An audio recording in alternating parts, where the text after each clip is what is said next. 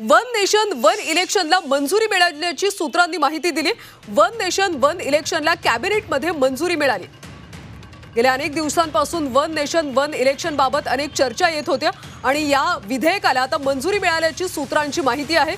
कॅबिनेटमध्ये one nation one इलेक्शनला मंजुरी मिळाल्याची माहिती मिळते। तर वन नेशन वन इलेक्शनला देशभरातल्या अनेक राजकीय पक्षांनी विरोध केला होता, मात्र आता या अध्यादेशाला कॅबिनेटमध्ये मंजुरी मिळाल्याची सूत्रांची माहिती आहे। वन नेशन वन इलेक्शन लवकरच देशभरात लागू होईल अशी माहिती मिळते।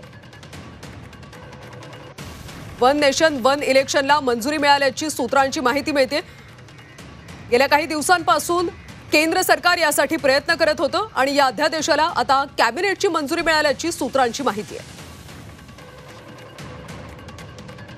वन नेशन वन इलेक्शनला अनेकांनी विरोध केला होता, मात्र आता कॅबिनेटमध्ये याला मंजुरी मिळाल्याची माहिती आहे।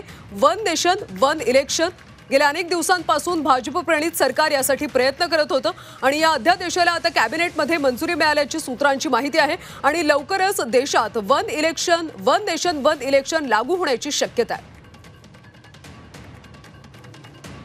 वन नेशन वन इलेक्शनला मंजुरी मिळाल्याची सूत्रांची माहिती आहे। याला कॅबिनेटमध्ये मंजुरी मिळाली अशी सूत्रांची माहिती मिळते।